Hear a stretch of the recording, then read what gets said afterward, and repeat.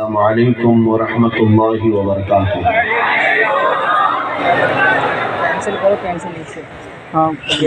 الحمد للہ الحنان المنان الذي خلق الانسان وعلمه البیان، والصلاة والسلام على رسوله سید الانس والجان وعلى آلہ واصحابہ ذوی الخیر والإحسان، اما بعد فاعوذ باللہ من الشیطان الرجیم، بسم اللہ الرحمن الرحیم۔ هو الذي أرسل رسوله بالهدى ودين الحق ليظهره على الدين كله، صدق الله مولانا العظيم۔ بارگاہ رسالت معاب صلی اللہ تعالیٰ علیہ وسلم میں ایک بار درود پاک کا ہدیہ پیش کریں۔ اللہم صلی علی سیدنا و مولانا محمد معدن الجود والکرم وآلہ واصحابہ الکرام وابنہ الکریم وبارک وسلم صلاة دائمة سرمدا ابدا۔ عزیزان گرامی وقار، مجھے اس بات کا علم نہیں تھا کہ آپ کا یہ امرودھا ایسی جگہ پر واقع ہے جہاں پر ہمارے سلسلے کے عظیم بزرگ جن کے دربار سے ہوتے ہوئے ہم غوث پاک تک پہنچتے ہیں، کالپی شریف کا آستانہ قادریہ آپ کے بالکل قریب میں ہے، وہاں کے فیوض و برکات ماررا بریلی سے پوری دنیا میں پھیلے ہوئے ہیں۔ کالپی کے سادات، ان مشائخ کا سایہ آپ سب کے ساتھ ہے، جس کی وجہ سے سنیت قائم ہے۔ اللہ تبارک و تعالیٰ یہ نسبتیں، یہ فیوض و برکات ہمیشہ قائم و دائم رکھے۔ میرے عزیزوں، رات کا اتنا وقت گزرتا چلا گیا، لیکن ہمارے جلسوں کا یہ شباب جوں کا توں برقرار ہے۔ یہ صرف اور صرف سنیوں کی ہی قسمت میں ہے، بلکہ میں یہ کہتا ہوں کہ اس طرح رات جاگ کر اس شباب کو زندہ رکھ کر جلسوں کو قائم رکھنا، یہ صرف اور صرف عاشقان مصطفیٰ کی ہی قسمت ہے۔ ورنہ کسی نیتا کے جلسے میں جا کر کے دیکھ لو، دن کے 12 بجے وہ 100-200 روپے نوٹ دے کر تو جمع کر سکتا ہے، رات کے 12 کے بعد صرف دیوانوں کا ہجوم ہی آ سکتا ہے، اور نوٹوں کے لیے نہیں بلکہ اپنی گردنوں کا نذرانہ مصطفیٰ کے دربار میں پیش کرنے کے لیے آتا ہے۔ نوجوانوں، میرے خطاب کا عنوان صرف اتنا ہوگا جس سے آپ سمجھ کر کے آگے بڑھیں۔ ہم خطاب کرتے کرتے تھک چکے ہیں، لیکن ایک بات میں بارہا کوشش کرتا ہوں کہ جوانوں کے اندر یہ بات آ جائے، کیونکہ کل کو اللہ تعالیٰ نے آپ کو لمبی عمر دی تو بڑے منصب اور بڑے عہدوں پر آپ فائز ہوں گے، اور قوم کی رہبری کر رہے ہوں گے۔ آج کے جو 20-22 سال کے نوجوان ہیں، آج کے جو 20-25 سال کے نوجوان ہیں، کل یہ امت کی باغ ڈور سنبھالنے والے ہیں۔ تو بزدلی تمہارے دلوں کے اندر ایسی گھر نہ کر جائے کہ آنے والی نسلیں بھی جو ہے اسی طرح ڈر اور سہمے ہوئے ماحول میں زندگی گزارنے پر مجبور ہو جائیں۔ آج اگر تم بیدار ہو گئے تو کل کی نسلوں میں شیر ضرور پیدا ہوگا، اور آج اگر یہ چین کے اندر خرابی آ گئی، جیسے کچھ لوگوں میں اس سے قبل آئی ہے، ہر علاقے کے آج جو بڑے لوگ بنتے ہیں، بڑے بننے کا مطلب وہ یہ سمجھتے ہیں کہ صرف اور صرف مصلحت کے ساتھ جینا سکھایا جائے، ان کے سامنے صرف حکمت اور مصلحت ہی ہے، وہ یہ سمجھتے ہم بڑے ہونے کا کردار ادا کرتے ہیں۔ میرے عزیزوں، کاش ہمارے علاقوں میں ایسے بڑے بھی ہوتے جو خالد بن ولید کا کردار بچوں میں ڈال رہے ہوتے. کاش ہمارے علاقوں میں ایسے بڑے بھی ہوتے جو مدینے کی خواتین کا ذکر کر رہے ہوتے. بیٹا جاؤ، اللہ تمہارا محافظ و نگہبان ہے. بچے اللہ نے دیے ہیں اور اللہ کے دین کے لیے اگر تم کھڑے ہو تو میں سب قربان کرنے کے لیے تیار ہوں. کوئی باپ تو ایسا کہنے والا ہوتا تو آج بزدلوں کی جماعت نہیں پیدا ہوتی. آج حالات یہ ہے، حقیقت تو یہ ہے کہ جب شیر اپنی شیری چھوڑ دیتا ہے تو کتے بھونکنے لگ جاتے ہیں. کتوں میں کھجلی زیادہ ہوتی ہے اور وہ بھونکنے پر میدان میں اتر آتے ہیں. آج جگہ جگہ آپ دیکھ رہے ہوں گے اس کی وجہ یہ ہے کہ محمد عربی کے شیروں کو وہ سوتا ہوا دیکھ رہے ہیں. جس دن یہ بیدار ہوئے ہیں، جس دن یہ اٹھ گئے، پوری دنیا کو یہ اچھی طرح سے معلوم ہے کہ ہمارا چین اور ہمارا سونا یہ حرام کر کے رکھے. میں ایک بات بتاتا ہوں، کربلا کی داستانیں بہت سنی آپ نے، بدر، احد، خندق، خیبر سب سنا ہے تاریخ میں اور ہم نے پڑھا ہے.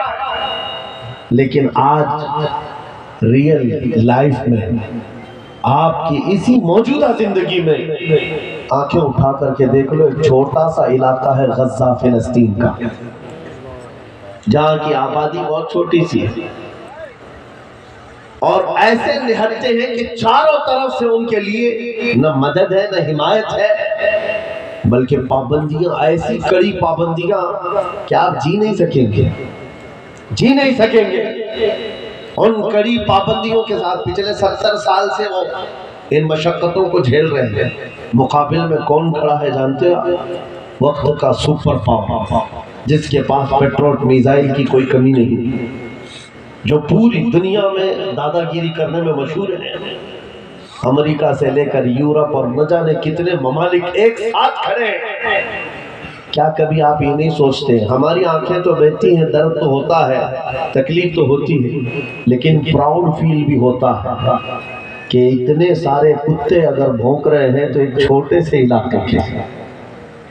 علاقے کے لیے مہینے بھر 40 دن سے جنگ کر کے تباہ کر ڈالا، بم بارود سے پورے شہر کو راکھ کر ڈالا. لیکن میرے عزیزوں، میری اس گفتگو کو یاد رکھنا، چند دن آئیں گے پھر دیکھنا آپ انہیں غزہ کے بچوں کے ہاتھوں میں پرچم اسلام لہراتا ہوا دیکھیے، اور ان ظالموں کے آنکھوں سے آنکھیں ملا کر بات کرنے والے جوانوں کو پوری دنیا آلوچنا کر رہی ہے، تنقید کر رہی ہے، یہ بچوں کے قاتل ہیں. ایک نکتے کی بات عرض کر رہا ہوں، ہاسپٹل پر بم گرا دیتے ہیں. آپ کو پتا ہے فلسطین میں ابھی تقریباً 8000 بچے مارے گئے، جن کی عمر 6 مہینے، سال بھر، 2 سال، 4 سال، 5 سال.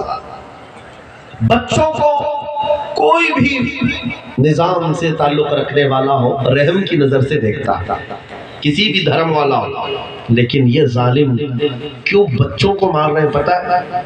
وجہ صرف یہ ہے، وہ خوف ستا رہا ہے جو اقبال نے 100 سال پہلے کہا تھا، سنا ہے قدسیوں سے میں نے کہ وہ شیر پھر ہوشیار ہوگا. اقبال نے کہا تھا، سنا ہے قدسیوں سے میں نے کہ وہ شیر پھر ہوشیار ہوگا. کون سا شیر؟ نکل کر کے صحرا سے جس نے الٹ دیا تھا تخت روما، وہ شیر پھر ہوشیار ہوگا. یہ اسرائیلی وہی کام کر رہے ہیں جو ان کے باپ دادا فرعونی طاقت کیا کرتے تھے. فرعون کو نجومیوں نے بتایا تھا کہ ایک بچہ پیدا ہوگا جو تیری سلطنت کو ہلاک کر دے گا، اور اس خوف سے اس نے 1 سال کے اندر 12,000 بچوں کو قتل کر ڈالا تھا. نجومیوں نے بتایا تھا فرعون کے خواب کی تعبیر میں 12,000 بچوں کو قتل کر ڈالا. لیکن جو بچہ اس کی سلطنت کو ہلاک کرنے والا تھا وہ موسیٰ علیہ السلام پیدا بھی ہوئے اور فرعون کے گھر میں ہی اللہ نے ان کو پالا. آپ کو پتا ہے، تفسیر اٹھا کر کے دیکھ لیں، جب حضرت موسیٰ علیہ السلام کی ماں ان کی ولادت کا وقت قریب آیا تو تہخانے میں گئی، بیٹا پیدا ہوا۔ حالات ایسے تھے کہ فرعون جو بھی بچہ پیدا ہوتا ذبح کر دیتا تھا۔ قرآن میں آیا یذبحون ابناءہم ویستحیون نساءہم، لڑکی پیدا ہوتی تو زندہ چھوڑ دیتے تھے، بیٹا پیدا ہوتا تو ذبح کر دیتے تھے۔ آپ موسیٰ علیہ السلام جب پیدا ہوئے تو کیا کیا؟ خدا کی تقدیر اور اس کی حکمت کے فیصلے آپ کو میں بتا رہا ہوں، تفسیر سے تعلق رکھنے والی بات۔ اللہ تعالیٰ نے موسیٰ علیہ السلام کی ماں کے دل میں یہ بات ڈالا کہ ایک لکڑی کے صندوق میں ان کو رکھ کر کے دریا میں بہا دو۔ وَرَبَطْنَا عَلَىٰ قُلْوِهِمْ، اللہ تعالیٰ فرماتا ہے کہ ہم نے ان کے دل کو باندھ دیا، مضبوط کیا۔ کس کو؟ حضرت موسیٰ کی ماں کو۔ انہوں نے ایک صندوق میں موسیٰ علیہ السلام کو رکھا اور دریا میں بہا دیا۔ موسیٰ علیہ السلام کی بڑی بہن بہتے ہوئے صندوق کا پیچھا کرتے ہوئے جا رہی تھی، دیکھ رہی تھی کہاں گیا ہے صندوق؟ سیدھے فرعون کے باغیچے کے کنارے جا کر لگ گئے۔ فرعون کی اولاد نہیں تھی، فرعون کی بیوی وہ باغیچے میں ٹہلنے آئی تھی، دیکھا ایک صندوق آ کر لگا ہے، گلاب جیسا حسین بچہ ہے، اٹھا لیا، پیار کیا اور لے کر کے آئی۔ فرعون سے کہنے لگی کہ ہم اس کو اپنا بیٹا کیوں نہ بنا لیں۔ پہلے فرعون تو ڈرا کہ کہیں وہ میری سلطنت کو ہلاک کرنے والا بچہ یہ تو نہیں ہے۔ بیوی نے کہا کیسی بات کرتے ہو، یہ تو دریا سے بہہ کر کے آیا ہے، تمہیں پتہ نہیں مولا کہاں سے بہا کر تمہاری ہلاکت کو لائے گا، تمہاری ہلاکت کہاں سے آئے گی تمہیں اندازہ بھی نہیں ہے۔ سنو میری بات کو۔ فرعون نے بیوی کی بات مان لی۔ موسیٰ علیہ السلام کی پرورش فرعون کے گھر میں ہو رہی ہے، فرعون کے گھر میں، اور وہ بھی کس شان سے؟ موسیٰ علیہ السلام پیدائشی بچے ہیں، دودھ پلانے کی بات آئی تو کسی دایا کا دودھ آپ پکڑتے نہیں۔ موسیٰ علیہ السلام کی بہن بھی وہاں کھڑی سب دیکھ رہی تھی۔ فرعون کی بیوی سے کہا میں ایک دایا کو جانتی ہوں جس کا دودھ ہر بچہ پکڑ لیتا ہے، کہا بلا لاؤ، ہم شاہی خزانے سے اسے انعام بھی دیں گے۔ وہ گئی اور اپنی ماں کو لے آئی، اپنی ماں کو لے آئی۔ موسیٰ علیہ السلام اپنی ماں کے گود میں گئے، جیسے ہی سینے سے لگایا دودھ پینے لگ گئے۔ بادشاہت میں خوشی، اور موسیٰ علیہ السلام کی ماں کو انعام و اکرام بھی دیا گیا۔ ہر بچے کی پرورش کے لیے موسیٰ علیہ السلام کی ماں کو فرعون کے گھر میں رکھا گیا۔ تمہیں پتہ ہے رب تبارک و تعالیٰ کی حکمت کے فیصلے۔ وَمَكَرُوا وَمَكَرَ اللَّهُ وَاللَّهُ خَيْرُ الْمَاكِرِينَ، میرا رب فرماتا ہے کافر منصوبہ بناتے ہیں اور اللہ خفیہ تدبیر کرتا ہے، اور رب کی خفیہ تدبیر غالب آتی ہے۔ موسیٰ علیہ السلام جوان ہوئے فرعون کے گھر میں، فرعون کے گھر میں جوان ہوئے۔ اس کے بعد پھر آپ نے جب اپنی نبوت کے بعد دعوت حق پیش کی تو فرعون جانی دشمن ہوا۔ اس کے بعد جو حالات ہوئے آپ کو پتہ ہے۔ فرعون موسیٰ علیہ السلام کو مارنے کے لیے پوری فوج لے کر پیچھے نکلا۔ موسیٰ علیہ السلام سمندر میں چل کر کے آگے گئے، راستے آپ کے لیے کھل گئے۔ فرعون بھی اسی راستے پر آیا۔ اللہ فرماتا ہے کہ ہم نے سمندروں کو ملا دیا، غرق کر دیا فرعون کو۔ ایک چھوٹی سی تاریخ میں آپ کو بتا رہا ہوں، 12,000 بچوں کا قتل کیا اس ڈر سے کہ مجھے ہلاک کرنے والا بچہ نہ پیدا ہو۔ لیکن جو بچہ تیری سلطنت کو ہلاک کرنے والا تھا وہ تیری ناک کے نیچے پرورش پا رہا تھا۔ آج ان ظالموں نے غزہ کے ہزاروں بچوں کو صرف اس لیے مارا ہے کہ یہ بڑے ہو کر کے مجاہد نہ بن جائے، یہ بڑے ہو کر کے ہمیں آنکھ دکھانے والے نہ بن جائے۔ اور باضابطہ سٹیٹمنٹ میں یہ کہتے بھی ہیں ان بچوں کو قتل کرنے سے ہمیں کوئی خوف نہیں، کوئی آپتی نہیں ہے، کوئی تکلیف نہیں ہے، اس لیے کہ بڑے ہو کر کے یہ ہمیں آنکھ دکھانے والے بنیں گے۔ یہ ڈر ہمارا بتا رہا ہے کئی ہزار بچوں کو بھی تم قتل کر لو، لیکن تم اللہ کی اس حکمت سے غافل ہو۔ ظالموں، وہ عن قریب پیدا ہوگا جس کو دنیا صلاح الدین کہتی ہے، وہ عن قریب ہوگا۔ میرے عزیزو، آج کے نوجوانوں سے میں یہ کہتا ہوں، تمہارے دور میں بھی یہ ڈرا سہما ہوا جو ماحول ہے لوگ بنانے کی کوشش کر رہے ہیں، ابھی دیکھنا اور حالات خراب کیے جائیں گے۔ ہماری حکومت آئے گی تو مسجدوں کو توڑ ڈالیں گے، مدرسوں کو توڑ ڈالیں گے۔ ان ظالموں کو لگتا ہے تمہارے سارے بلڈوزر میں ہی طاقت ہے، صرف طاقت اسی کا نام ہے۔ راج مل جائے، تخت مل جائے، اس وقت کچھ لوگوں کے اوپر ظلم کرنا آسان ہے، جس طرح چنگیز نے بھی کیا، ہلاکو نے بھی کیا، بڑے بڑے ظالموں نے کیا ہے، اور ان کا حشر بھی تمہیں معلوم ہونا چاہیے۔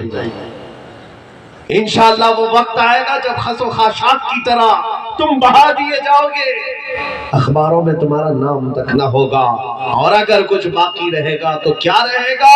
نہ گھبراؤ مسلمانوں، ابھی خدا کی شان باقی ہے، ابھی اسلام زندہ ہے، قرآن باقی ہے۔ یہ ظالم کافر کیا سمجھتے ہیں جو روز ہم سے الجھتے ہیں؟ ارے ابھی کربلا کا آخری میدان باقی ہے۔ نعرہ تکبیر، نعرہ رسالت، محافظ ناموس رسالت، مسلک اعلیٰ حضرت۔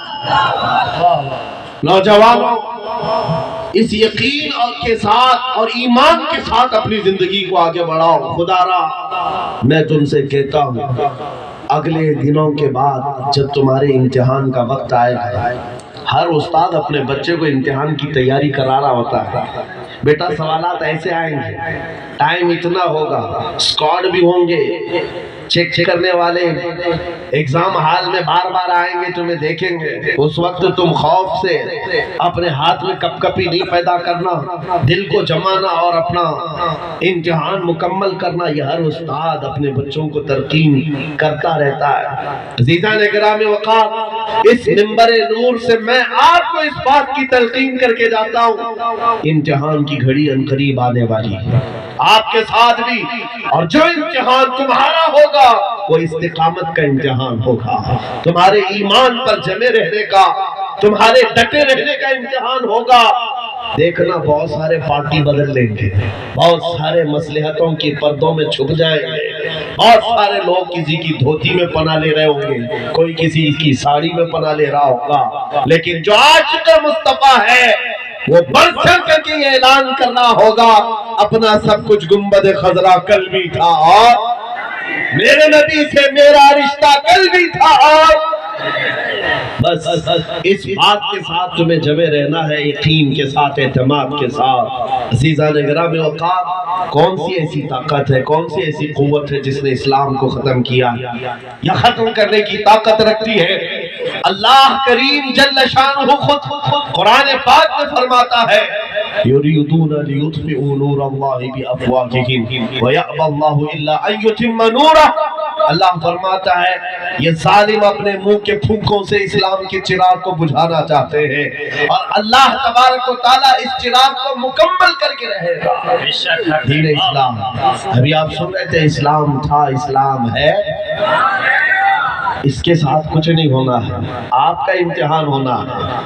ہمارے مرنے کے بعد اللہ تعالیٰ اس دین کی حفاظت کے لیے اوروں کو پیدا کرے گا۔ وہ قادر مطلق چاہے تو سخت جانی دشمنوں سے بھی ایمان والے پیدا کر سکتا ہے۔ ہاں، یہ بات یاد رکھیں آپ، تتاری جنہوں نے بغداد کو ہلاک کر کے رکھا تھا، رب تبارک و تعالیٰ نے انہی کے سینوں میں ایمان کی دولت دی اور وہ محافظ اسلام بن گئے۔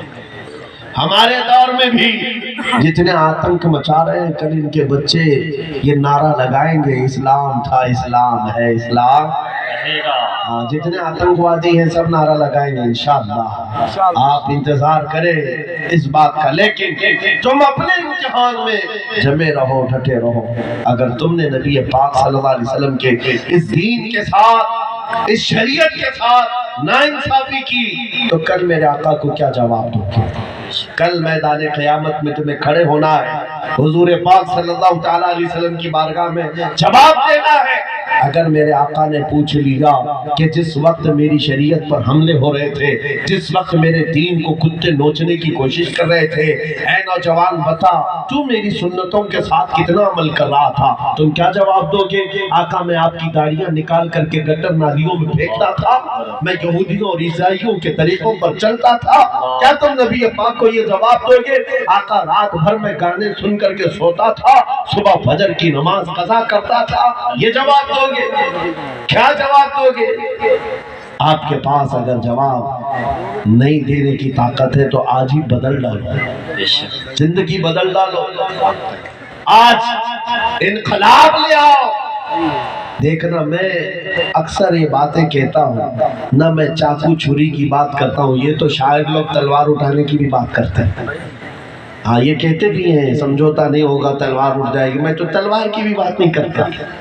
ارے پلاسٹک کا بلیڈ بھی رکھ لو تو کل کون کوئی آتنکوادی گھوشت کر دیں، بم بارود بندوق کسی چیز کی بات نہیں کرتا، صرف اتنی بات کرتا ہوں نبی پاک کے عشق میں ملبوس ہو کر تم صرف راستوں میں چلتے پھرتے رہو گے، تمہاری چلت پھرت سے کئی کیڑے یوں ہی مر جائیں گے۔ حضور پاک کی سنتوں میں وہ دم ہے، وہ اثر ہے، تمہاری چلت پھرت سے کئی کیڑے فنا ہو جائیں گے۔ بات صرف اتنی ہے، دیوار کیا گری میرے خستہ مکان کی، لوگوں نے آنے جانے کا راستہ بنا لیا۔